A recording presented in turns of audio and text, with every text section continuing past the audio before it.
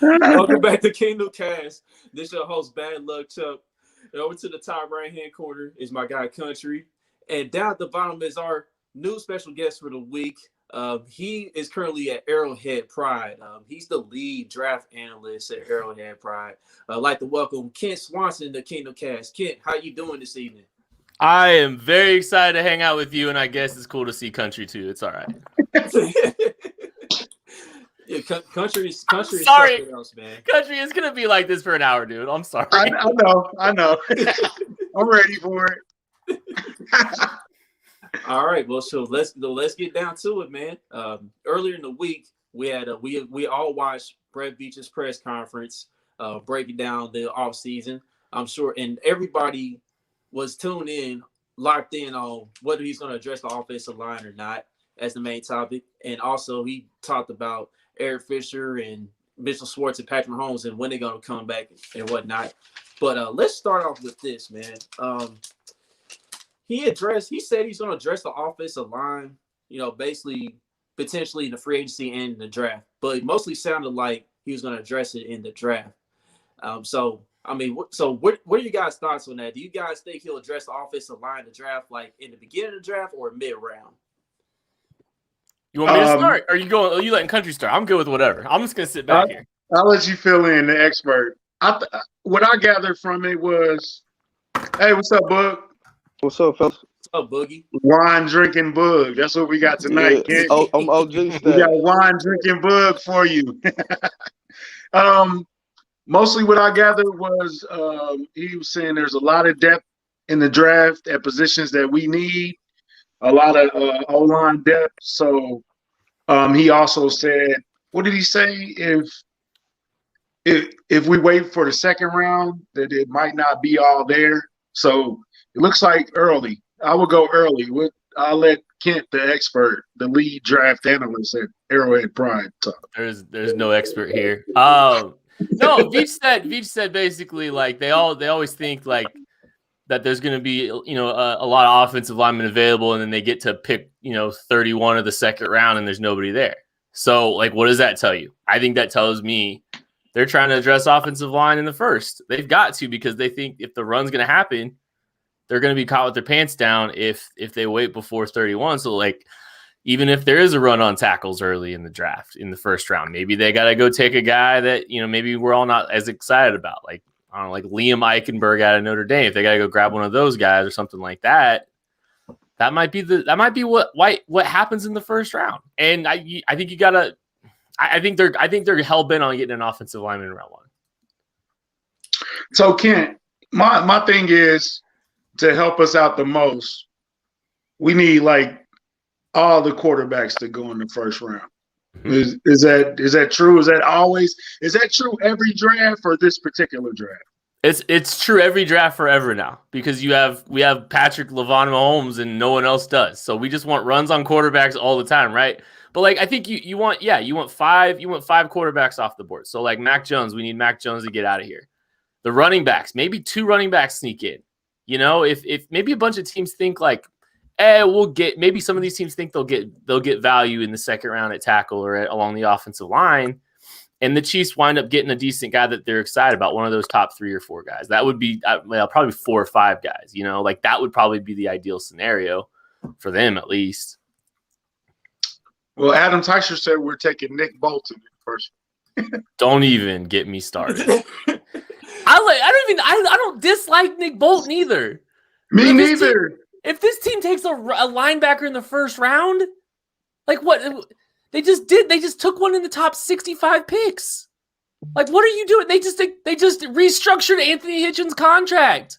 Where's Nick Bolton playing? Tell me. Okay. The bench.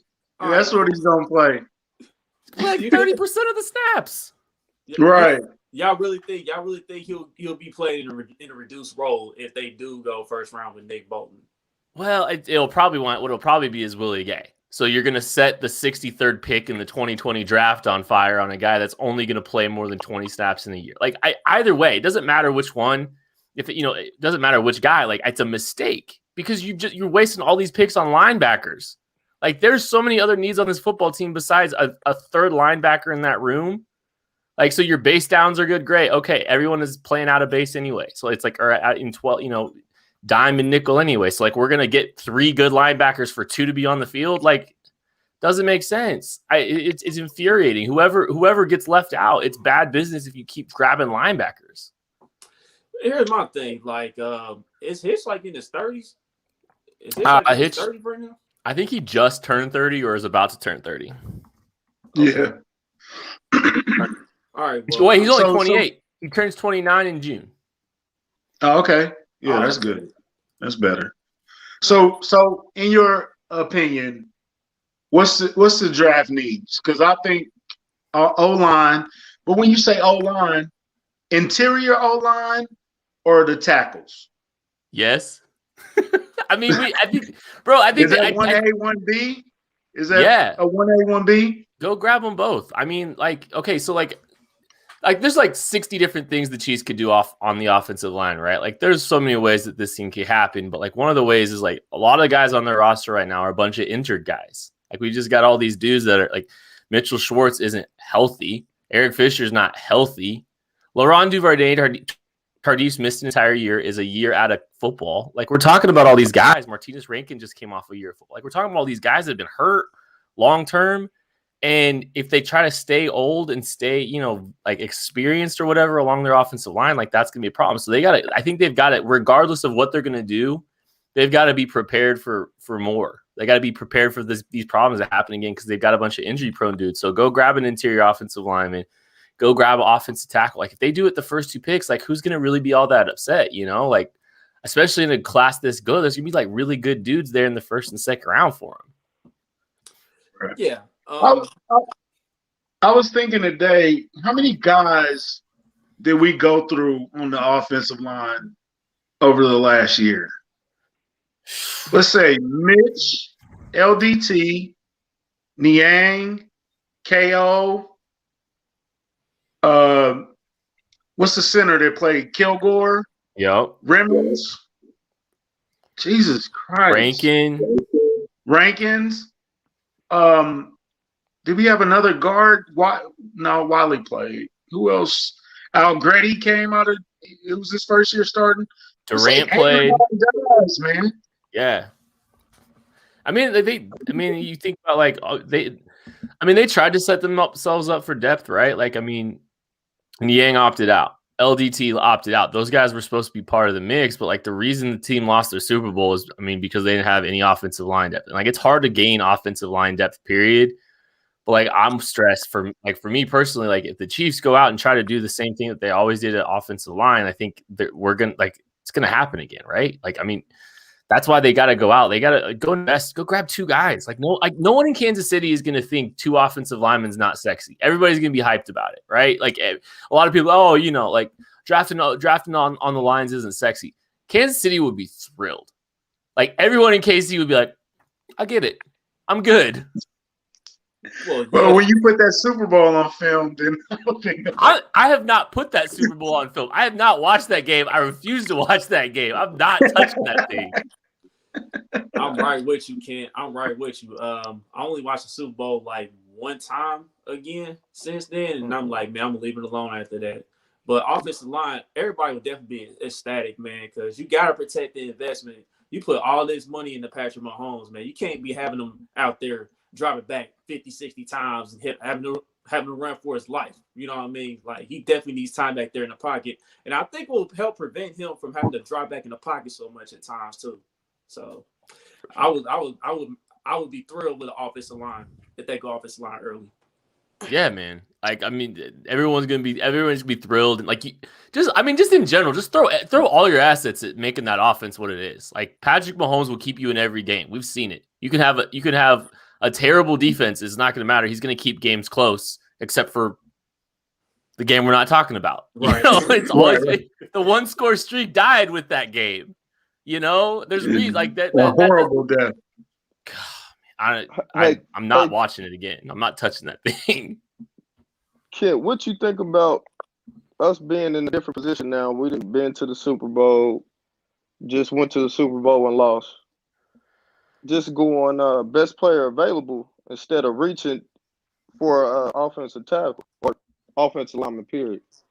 I mean, I don't hate it. Like I think there's a chance. Like I think the weird thing about this draft is though it's like best player available probably is one of the positions the Chiefs need. It's probably an edge or an offensive lineman or a receiver, right? And like if you were doing a poll, I mean, Country's probably got a poll out there about this probably somewhere because he's got polls about everything.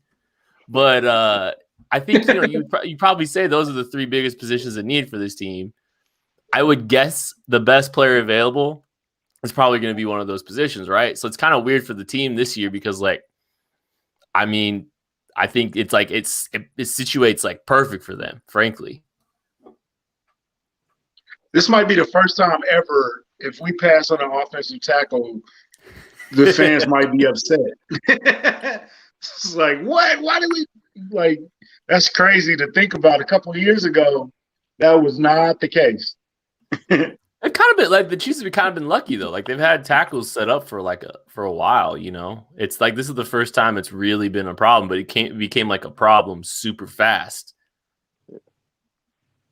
Yeah. Yeah, this is Schwartz's first season. Speaking of pause, right? Yep, I think so. What I mean, happened? this is his first time missing time. Period. Didn't he have that consecutive streak? Yeah, he had a career-long Ironman streak. Yeah. He was like Cal Ripken of football. Yeah, he was literally doing what Joe Thomas was doing in Cleveland. And, Mitchell Schwartz played with him in Cleveland before he came here. And he was basically doing the same thing until injury just happened all of a sudden. So. Oh. But yeah. And it just lingered, man. Like, they didn't address it. Just like he's hurt. He's looking good. He's progressing. Well, maybe he's not. Like, I hate when they do that. Like, it's the worst. Like, as a fan to hear, what's wrong with him? I want to know what's wrong with him so we can know how to move accordingly. I mean, I guess that's not even our job, but a nosy fan wants to know what's wrong with his back. Is it broke? Can I fix it? Can I loan him something? Like, for real, help us out here. They don't give us none of that. Well, his back's been a problem for a while too, though. Like, it's not like it was just new. Like, I mean, this is something that's been around for a couple of years, and it finally just kind of materialized too. So, like, he's played through it for a while, and he's been able to play through it for a while. But like, there's been talks about the back for a while. It just finally materialized. Like now, like, okay, so is he going to be able to actually come back and play? Are they just going to roll? Are they like? Can the Chiefs really bank on both of their tackles maybe being ready for the start of next year? Like, I don't know, man. Like, that just seems like weird business if they're just banking on that and not having any contingency plans. I might be the most optimistic Chiefs fan, at least top five. You up there. I'm not banking on it. I'm not banking on it. So if that's your level of concern, it's like he's not on board with it completely, then that's where I'm at. So I don't know how that concerns you, because it concerns me, and I'm not that guy really, but there's no way you can think Fish and Schwartz are going to come back as Fish and Schwartz. There's no way they come back as those guys. I might be in the minority. I really do think they will. But how though? I do. Because this is like, I mean, it is a big injury for Schwartz, but like we said, it's the first time. He's been one of the toughest players. If anybody will toughen it out, he will. I mean, it's not a matter of toughing it out. You know what I mean? Like, the offensive line, you down there in those trenches, dog. Like, you're doing a lot of work down there trying to handle those big boys, man. So, like, with Fisher and his Achilles injury, he got to, drop back and push on his leg at times. And then Schwartz, he got to hold up, you know what I mean? And it takes a lot of stress on your back at times, just doing that constantly over and over with constant reps, you know what I mean? So, like, Sully said, take a bag back. That's what You can't Sully. fake that. Well, Sully No, said you Sully said you can't used to have a bad back. Like you never used to have a bad back. You have a bad back, and you always have a bad back. So like once it's bad, it's bad. You know, and like that's the thing. I think one of those two will hold up fine, right? Like I think I don't think both of them are gonna be, you know, dumpster fires. I'm just saying you got to have a plan. Like you have to have more plans because I think one of them will have issues at some point during this year. Fisher coming back before the season sounds insane. Achilles don't heal in 8.5 months. Right, they sure don't, man. When I heard about when Veach was talking about him being ready for training camp, at least doing something in limited capacity, I'm like, these Achilles injuries are nothing to play around with, dude. Like they at least need a year to heal, at least. Right. So right, yeah, because we've seen it with Juan Thornhill. It took him 10 games to get back to even close to looking like he looked, and towards the end it came back, but it took it 10 weeks at least. And you talking about different size football players here, 2 different size football players. So, on to the next one. On to the next subject, though. Brett Veach talked about Tyrann Mathieu. A question was asked about him possibly getting an extension after his final year of his current deal. He said he's very confident that him and his agent are going to get together and try to get that extension done. And he realizes how important Tyrann Mathieu is to the defense, seeing everything on film and all of that. So I would definitely love for Tyrann Mathieu to continue to be a Chief and play his career out with the Chiefs. You know, what are your guys' thoughts on that? It's a no-brainer. Actually, it's probably already done. It's probably like 85, 90% done. They just going to announce it at the last moment like the Chiefs do every year. It's going to be a flurry of 3 or 4 moves on the last day before we have to get under the cap. I'm used to it by now. Yeah, I think so. I think you're right. I mean, I think it makes too much sense. And like, there was like a stretch during the middle of the season where Ty wasn't like the best that we've seen out of him, but like you saw towards the home stretch and during the playoffs, he was awesome. I thought he had a great end of the season. And I mean, he's still making so many plays in the back end and like the leadership and all that stuff. Like there's so much about him that like Steve Spagnuolo loves. So if Spags is here, I think you got to have Tyrann here, even though like there's good defensive backs coming, but like you still need that dude. And I would, yeah. And you can save a little cap space if you extend him too. Like you can save some cap space this year, move some stuff around, help solve some of your problems here and get better for 2021. Yeah, gotta keep him. So speaking of polls, hold on, we got a question. All right, what's up? What are y'all thoughts on the new field name? What are your thoughts on the new field name? It doesn't matter, dude. We still gonna call it Arrowhead. It don't matter. It's still Arrowhead. They gotta pay Mahomes somehow. Right. They can name the field after me, and I call it Arrowhead. It doesn't matter at all. Right. Sorry, Nick. All right, but go ahead, country. Speaking of polls, pull out the poll for best Brett Veach acquisition. It was a landslide. That's why I'm pulling this one out anyway. Pause. Dude, how many votes? But yeah, it was definitely a landslide. I believe I'm pulling it up here. I'm still waiting for it to load up. But here we go. But Tyrann Mathieu won the votes at 95.8%. And the other players was Tavarius Ward, Kendall Fuller, and Le'Veon. Why are you gonna put Lev Bell on here? I don't get that one either. I don't get why. Okay. I want to talk about his top four more than I want to talk about Ty. Okay, look. Everybody celebrated the Ward move because we traded Parker Inger for nothing, and we got Charvarius Ward. We got a starter in the secondary.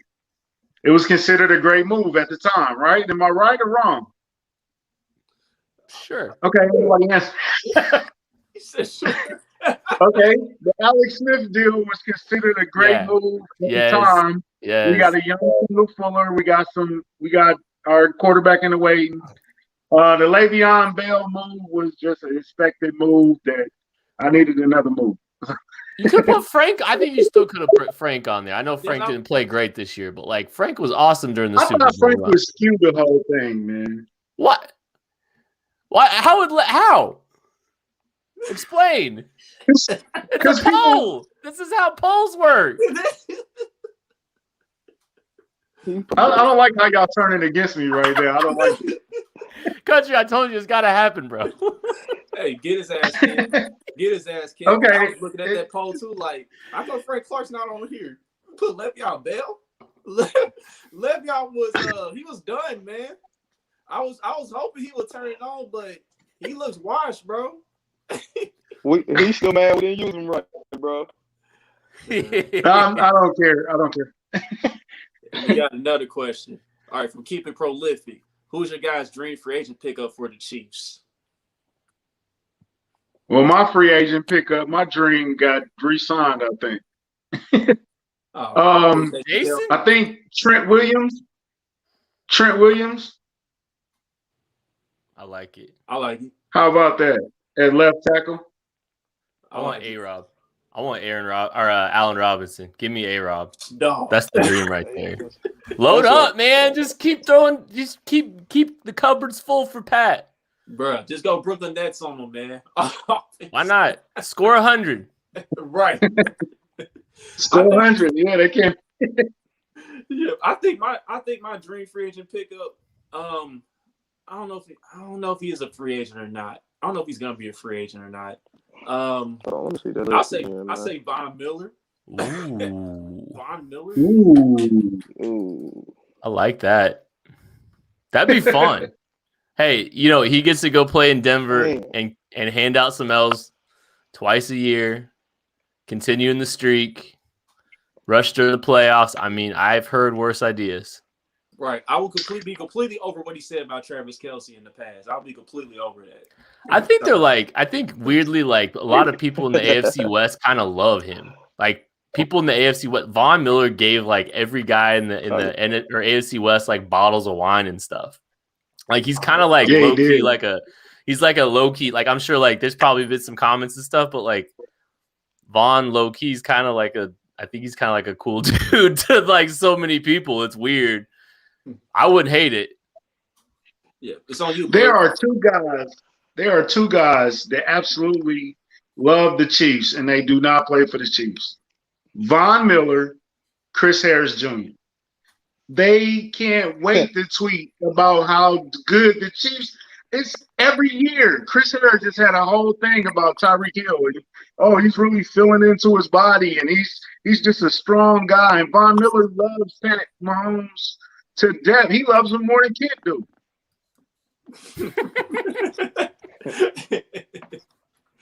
It's on you, Bug. Who would you pick, man, as your free agent pickup? Your dream free agent. We already started. Damn. Well, shit, you said A-Rob and Von Miller. That shit, them was my two. Let's get Alex Smith, man, so we can get his ring with. Ooh. I dig it. For country, man. That's for country. Right. Country definitely wants that. All right. If we sign Alex Smith, I'll buy Ken a 12-pack of LaCroix. Let's go. Whatever flavor you want. Let's go. I'm hyped. I'm serious. Hey, I would die for that. I love that, man. I'm serious. I was tweeting about it all day today. Get Alex a ring. Like put him in the Matt Moore role. Like if they have the same rules as COVID last year and there's really not a market for Alex, just make him QB3. Just do the Matt Moore thing. Just have him in the building, break the glass in case of emergency. Like, I mean, why not? Yeah. Only in that situation, probably. But I wouldn't mind him as a backup either. You know what I mean? So, but the next subject that Brett Veach hit on is about Sammy Watkins. He didn't sound too optimistic about bringing Sammy Watkins back, and like he basically said that he wasn't banking on signing a wide receiver in free agency either. He was saying like if the numbers are right and there's still a decent amount of wide receivers, a good decent amount of wide receivers that you can get from the cheap, he might consider it. But he said he was banking more on Miko or Byron Pringle to step up in their development. And when he said that, I'm very concerned about that. You know, Miko hasn't shown as a receiver that he can get it done at wide receiver too. He definitely needs to work on his route running. And Byron Pringle, he showed that he can play in this league, but I'm not sure if he's ready to take that leap to be wide receiver too. So, do you guys agree on Brett Veach saying that? I'm gonna let Kent because he got some McCall. I can see the look. Yeah, man. Go ahead, Kent. Look, how long we got here? Okay, Byron. First off, I'll just do Byron. I'll ease into this. I'll get to McColl in a minute. I like Byron, but I mean, there's a reason he hasn't been able to hit the field very often. Like, it takes a bunch of injuries for him to get on the field. I don't know how like aware he is all the time, because like you saw a couple times he caught the ball and he had no clue where anybody else was around him. He just like straight ran into dudes in the playoffs. So like I think there's like a cap on what that guy is. I love Byron Pringle. I just think he's kind of like, he is what he is. McColl, if you are relying on him to be your wide receiver too, lining up as an X receiver on the line of scrimmage and trying to beat press, trying to run a competent route tree, there is no chance. Here's the thing. McColl has ability. I'm not trying to say McColl doesn't have ability. His ability only shows up when Tyreek Hill isn't available.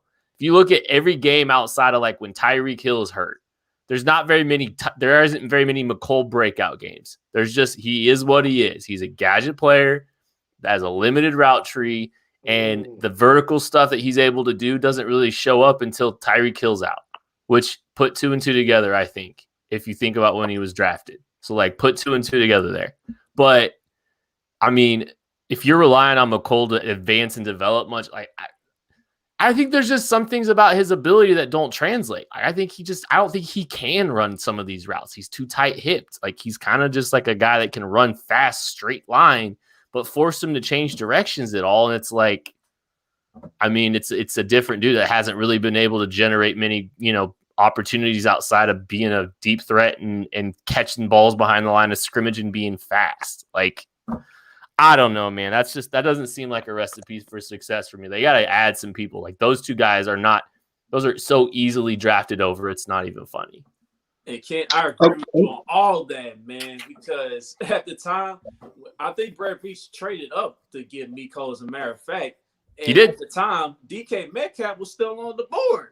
Just imagine DK Metcalf in his offense. You know what I mean? And Miko, he's found ways to score here in Kansas City, but like you said, he's a gadget player, man. Like, as a wide receiver, you can easily tell that sometimes when he's in a position where he has to take a hit after catching the ball, he'll have those alligator arms at times, man. So I really don't know, man. Well, the funny thing is, it's like DK's not slow. DK's fast. So the only thing that McColl does differently that DK does is special teams. And remember, like, they talked to Dave Tobe the same night on the special teams part of it. Like, I got more problems too if Dave Tobe's getting influence on the first pick of your draft. You know what I'm saying? So like, there's a lot there that bothers me. Okay, here's the thing about McColl that I want to ask you if it would help him or not. So far, he hasn't had a full offseason with Pat as his quarterback. He had the rookie year, and the rookie year, they're doing all that type of stuff. And then we had the COVID year. This will be like, and then Pat's a little injured too. So it's a more time for them to get together and develop like a flow or something like that. You think that would help him more this year? That they get a little bit more time to be really in training camp together? So they can get, because it seemed like Pat and McColl are never, they're almost on the same page, but they're never completely on the same page. Does McColl need another offseason to know to run through a route, though? You know what I'm saying? Like, some of this stuff is like, okay, there's a difference between like chemistry and like just basic simple things like not running through a route for me. And that's my problem is like that's basic, simple stuff that doesn't require an offseason to continue to run through a route, right? And I mean, I think you're right, there's a chemistry, but I don't think Pat trusts him. And I don't think McColl's really done much of anything to help him earn more trust. So do we think now all of a sudden, even if they get more time together this offseason, especially since they're probably like tied, like if Mahomes had a full offseason, you're probably talking about all of these guys getting together, get this work in. Chemistry's being built with everybody. So it's not like all of a sudden this special bond's going to formulate between him and McColl, I don't think. Like that's the problem I have is, and like receivers should be more productive halfway through their rookie year by now. Like if you're a dude, you're a dude by now. And like, I mean, he got worse this year. Like how his touches, everybody talked about how excited they were about his touches after year one. It's like, all they need to do is give him the ball more. He almost averaged 20 yards per reception. Well, he got the ball more. Guess what happened? He got worse. He didn't do anything with it. He did a lot less with it. And so like, man, I'm not saying it's a lost cause, but like, I think McColl just kind of is what he is. And he's going to be a frustrating high variance guy. Like someday it's boom or bust with him all the time. And there's not a ton of trust or great relationship on the field between those two. And I don't know if it's like ever going to be something that winds up happening, you know? Okay. And I'm going to ask you about Byron Pringle. How far can Byron Pringle go up on the depth chart realistically? I mean, I think he's kind of about where he is. I honestly, personally, I always say like the snap count kind of tells the story of what the team actually thinks about you. Like if they think highly of you, that you're going to see more playing time. And like, I mean, Byron Pringle's 4 years into the league, and this has kind of been about where he's broken out to. So there's probably stuff happening between Sundays, Monday to Saturday. Maybe he's not always on the same spot he needs to be. I'm just speculating now, but maybe there's some things about consistency week to week or during practice that are keeping him from getting more opportunities. Because like it takes a lot for him to get a chance to play for big stretches. It takes injuries like to Sammy and Tyreek. It took injuries to Sammy and Tyreek at one point. He did get some more playing time here in the playoffs, but even when like I said earlier, he kind of like he didn't always know where everybody was at, kind of thing, and like turning the wrong direction, running into dudes, like leaving some yards out on the field. So like, I mean, I think some of that kind of tells a story about him. Awesome effort all the time. Elite blocker, good athlete when the ball gets in his hands, but maybe they have a hard time getting him involved in the offense kind of thing. But I mean, there's still value in that, right? Like I still want him around. I still want him on this football team for sure. Yeah. Somebody, what's that keep prolific was saying draft Rashad Bateman. I was a big Bateman fan. I've been hearing a lot about this guy. He's getting a lot of love lately. Yeah. His name's been him and what's that other Turney? Is that his name? Kadarius Toney. Yeah, Tony. I'm sorry, just dropped something. Yeah, Kadarius. I've been hearing a lot about those two guys lately. Kadarius Toney would need to get a bunch of gadget plays like McColl does. So like, I don't really like Kadarius there. He's like if McColl was stronger and had a little bit more like balance. Like balance through contact, but like wasn't as fast. So like they're both guys that like if they're gonna have success early, they're probably gonna need like manufactured touches. So we're gonna try to give end arounds to Tyreek, McColl, and Kadarius. Like I don't know, that doesn't make sense to me. It wouldn't make sense either. Like we already got enough players to do the gadget stuff. You know what I mean? Right. Kadarius is a special talent. You know what I mean? He's a game breaker and all that. But I need a receiver that's gonna run those crisp routes like. Somebody that you can depend on third downs besides Tyreek. You know what I mean? So. Right. Absolutely. They gotta get out. They gotta get away from these gadget guys, man. They gotta start finding like I'd rather have Bateman than Toney every time. Right. All right. Here's another question. What's the ceiling for L'Jarius Sneed? Do you guys feel like he could be a number one lockdown corner? I think he's yes. Next question. I'm sorry. Put out a poll, country. Put one out. Speaking of Sneed, bring up the next poll. Best draft pick for Brett Veach. And yes, we can talk about the dumb choices I made. Okay. You put Braylon Speaks on here. Dog. breathing. Why? Fam. I was a Explain. believer. I was a believer at first. Damn. Okay, Before you answer that, country, as everyone knows, Snead won that by a landslide, 73.6% of the votes, and then Juan Thorhill was second. But yeah, now go ahead and explain yourself. And we had over 3,000 votes. How many votes was it? Yeah, 3,414 votes. That's a good size too. That's surprising. Thorhill over CEH. Yeah. I mean, Juan was nice though before the injury. Juan was awesome in the home stretch. Yeah. Juan was a dude. Juan was a dude down the home stretch. It just looked like the only thing that's kept him from being a dude is injuries. Like that seems like it's it. Yeah, exactly. Now, country, explain yourself. You have the floor.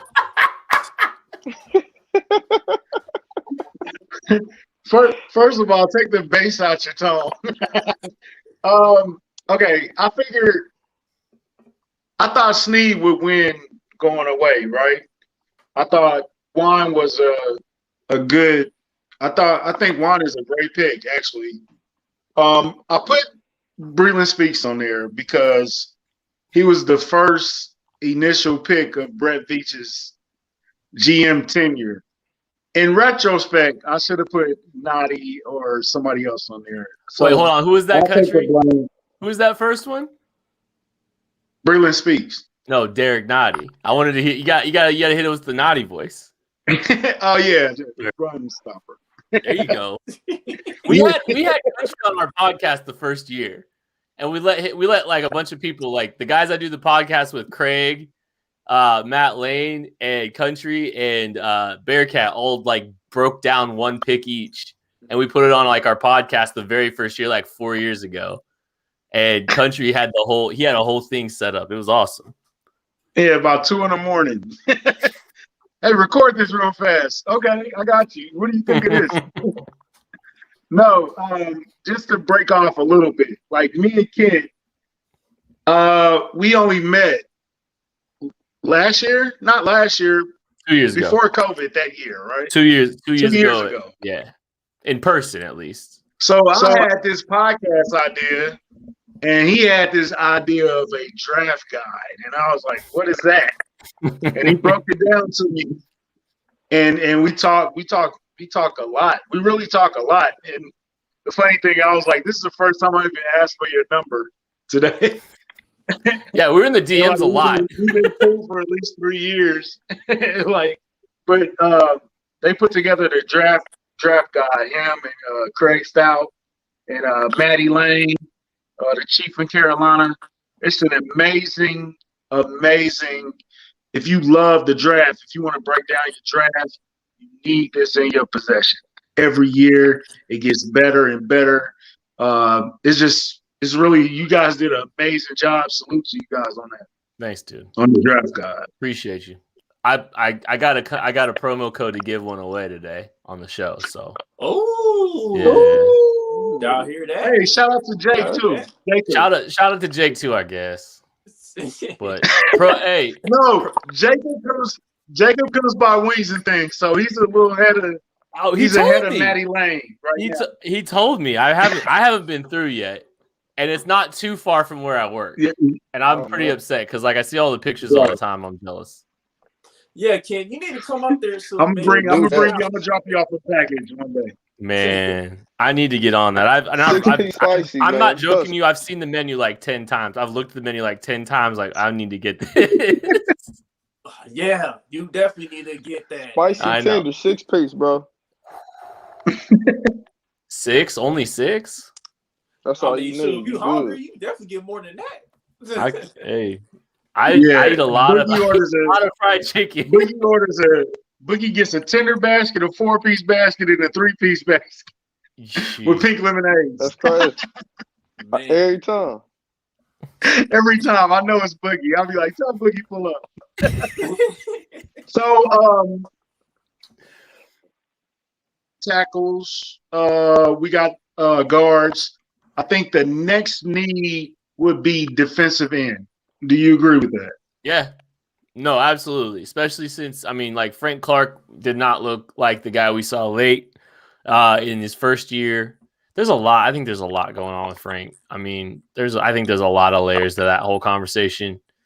But I mean, Chris was good. I think he was better 2 years ago.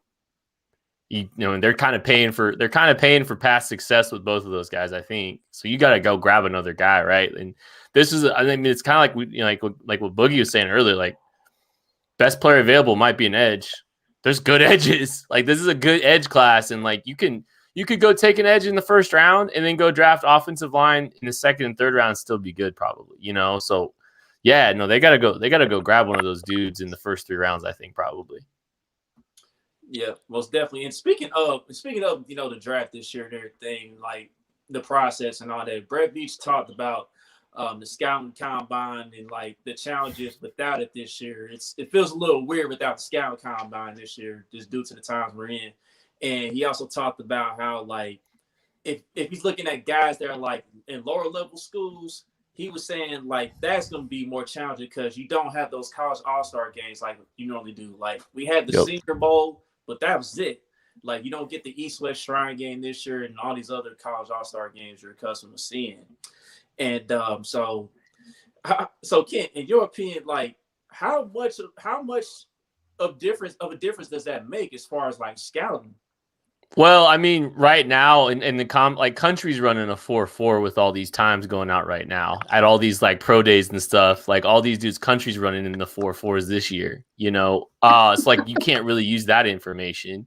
And then like there's no games either. Like you said, like there's no like the Shrine Bowl. Turk Wharton was a Shrine Bowl guy. Yep, he mentioned him. Yep. Like he's what he said. Like Turk Wharton, Shrine Bowl. Some of these other guys, like Nick Allegretti, was a Shrine Bowl guy. Like, they always wind up grabbing one of these dudes from these games that stands out and plays better, than they looked on tape. They're not getting that chance. You had the Senior Bowl. I got to go down. I was down there for the Senior Bowl, and they kind of expanded the rosters a little bit to make that a little bit better. But like, that was it. Like, that was the evaluation process. So you're getting your medicals at the combine that they're doing. That's basically just all medicals. You got the Senior Bowl, and then you got a bunch of fake 40 times out there. Like, everyone's running 4.2s. We got left tackles that are running 4.2 now. It's just like, right. What are we going to do with that? Like, how is that going to help people? So, I mean, it's a messy process. And he kind of made a point. It's like the last go around, a lot of the stuff was done already. When the pandemic hit, like, most of the process was really done. All that was left was some pro days and stuff. And now it's like, they can't go to a bar downtown of a college and try to get info on the guy that was, like, on the players, because like that's the kind of stuff, like, these guys are like private investigators. Yeah. They're not able to get that kind of information anymore. So like, it's going to be an interesting process for sure. And there's going to be some big misses in this draft. Yeah. But now it's just like the pro day, you know what I mean? Whether guys are going to be working out inside or in the climate involving weather. So right. That's going to be interesting. For sure. Win 80-40s. Telling you, country, you're running fast in this thing. She's flying. Then, like, 4-4 flat, baby. Oh my god. So what was the last poll we had? I think this is also a landslide. Yeah. Poll, country. I got something to say, country. If you got polls that are landslides, you're making bad polls. I see. I will consult. You know what? I will consult with my team before I make another poll. We gotta help you, I had a good poll the other day about would you a free agent tight end drafting a tight end or both. I think that was a better poll. Hey, bro, like, this is how you get better, man. Yeah. This is how you get better. Kent's good, solid advice right now. So I will say, no, Kent does not give good advice. All he does is go on this poll. Yeah, every time. I'll be like, I do. I need to listen to him on these polls, though. But let's get to it, man. Brett Veach's worst move. Breland Speaks drafted him. That won clearly, 61.3%. But the rest of the options was pretty close. Sammy contract 14%. That's surprising. That's second. That's very surprising. That shocked me a little bit because everybody complains about Sammy's contract.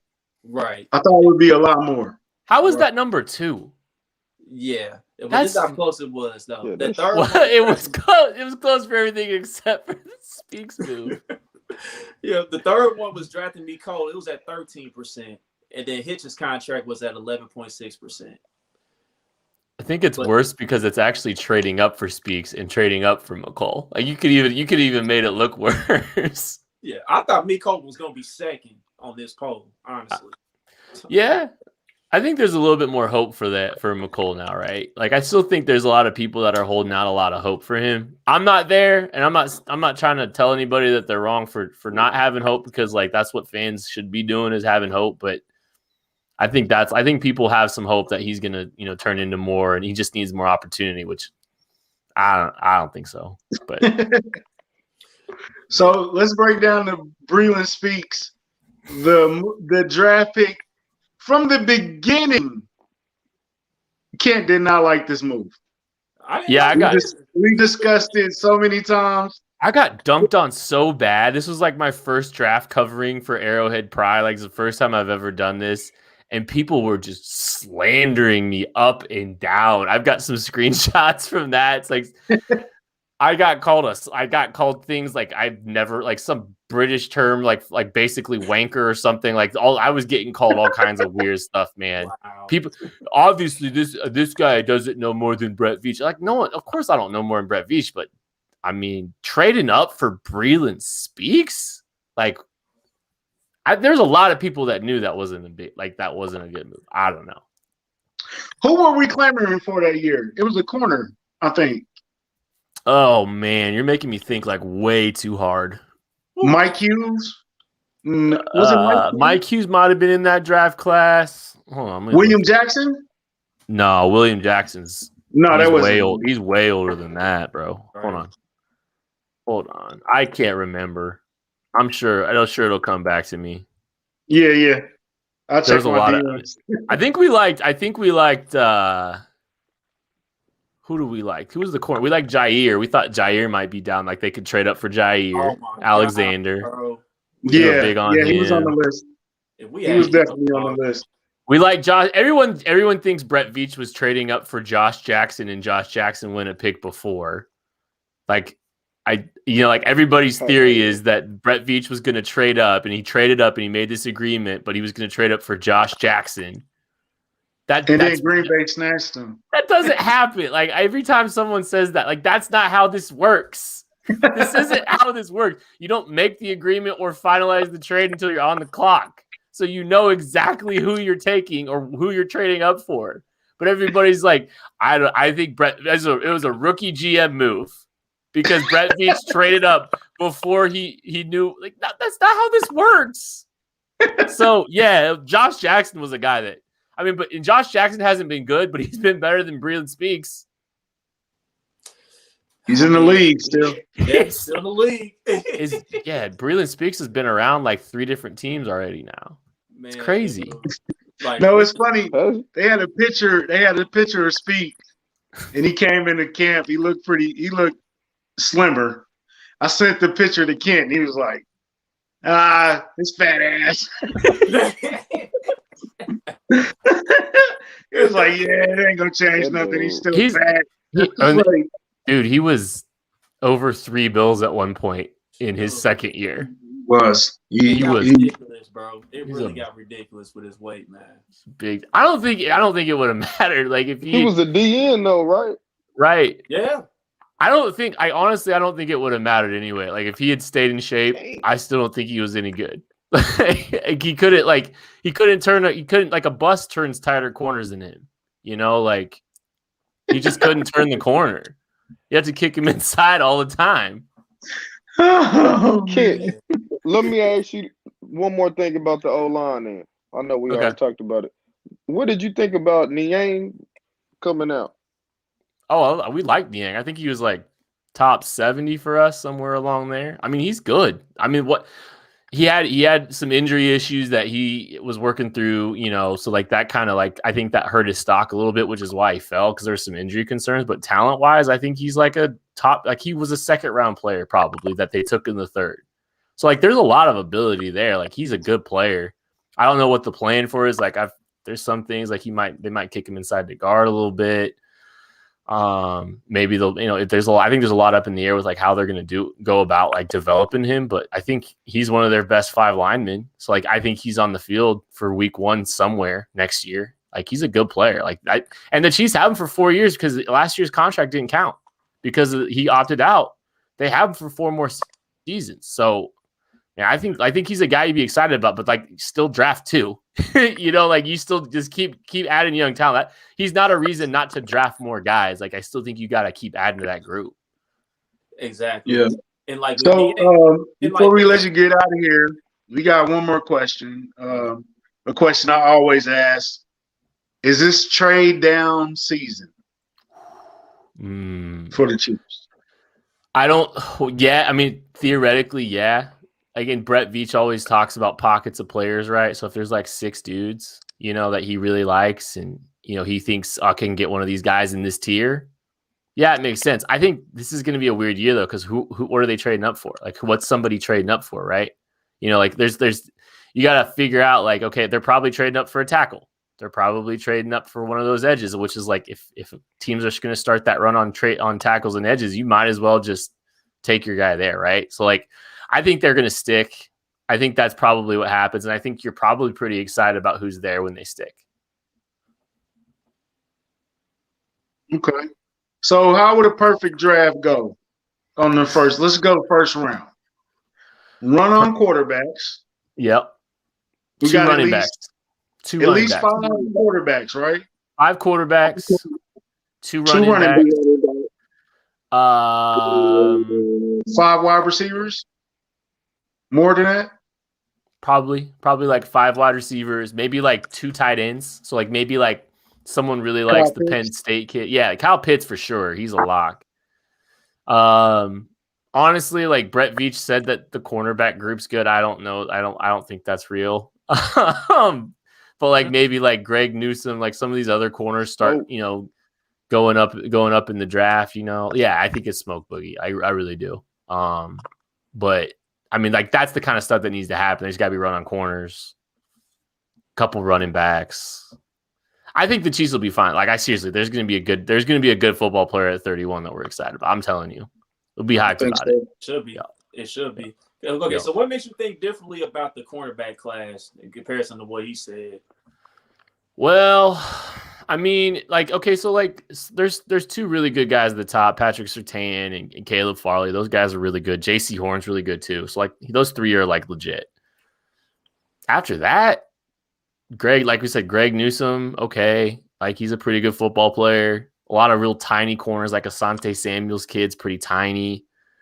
I don't really think that there's like a ton of great value in those drafts or in those in that range unless you're looking at like slot specific guys. I don't think that's as deep. Like if you're telling me to list the deepest classes, like I like the edge class better than I like the corners. I like the receivers. I like the offensive line. Like there's so many other positions. Like if I'm singling out 2, corner's not on that list. And it was like really surprising to see like them putting corner there that high, I guess. So, I mean, it's not that it's bad. It's just not worth talking about the way Brett did. And he did it twice. He said the same thing twice. He said to Fesco on 6'10" too. Like, I don't know, man. I'm not there.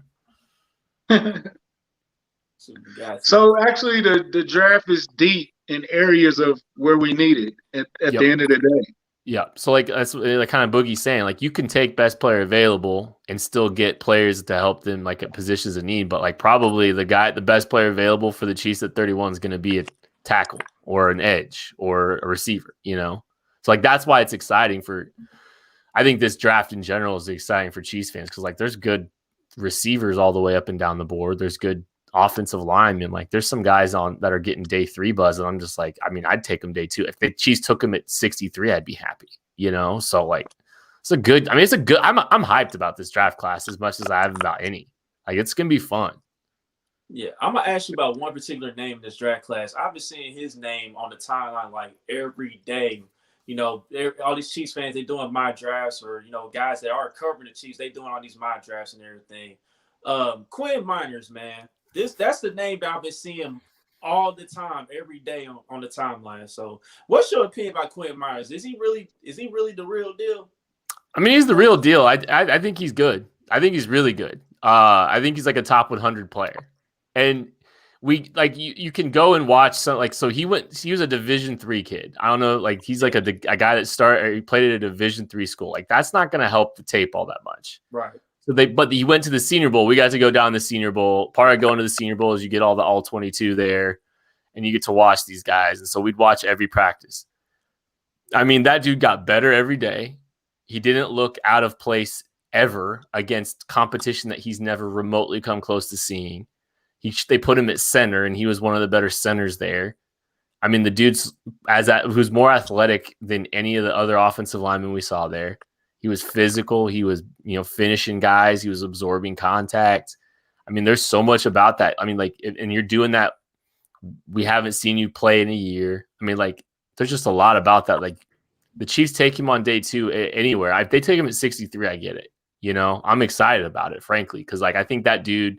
There's been some guys like him that have translated and gone from a small school like that to being really good, like Ali Marpet. If he winds up being another guy like that, I'm not going to be surprised even a little bit. He's a good football player. So, man, we got to wrap it up because Kent's wife is going to kill him. Man, you always been a friend to me, bro. I appreciate you from the bottom of my heart.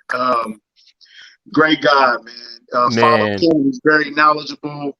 Follow Craig. Follow Matty Lane, too. Those are great guys. Jacob, too, barely. Chief Bearcat is my guy. I love that guy. I appreciate you coming on the show, man. We appreciate you, and we thank you for taking your time out. You already know, bro. Draft guy. What's the promo code? All right, Country Polls. Go to gum.co. KC Draft Guide 21. Promo code Country Polls. First person to go gets a free draft guide. I love you. I love you, buddy. I love you. Hey, you're always my guy. You're always my guy. And anytime you want me to come on, I'm on. Hey, yeah. Hey, give my love to the wife. Congratulations on the new kid coming soon, man. Be safe, be careful, and give her one more. You need a whole. She need a starting 5, bro. No, I think we're done after this one, man. This one's killing her. So it's been tough. All right, guys. Appreciate you. Hey, like and subscribe for the podcast. We appreciate Kent for coming on. We appreciate you guys. We'll see you next week. We're gonna do some more dives into the draft. Maybe we can hook up with Craig. Maybe it's a thing. But we'll see you guys next week. Chuck, take us out. All right, everybody. Thanks for tuning in. Kingdom Cast, we are out of here. Peace. Appreciate you, Kent.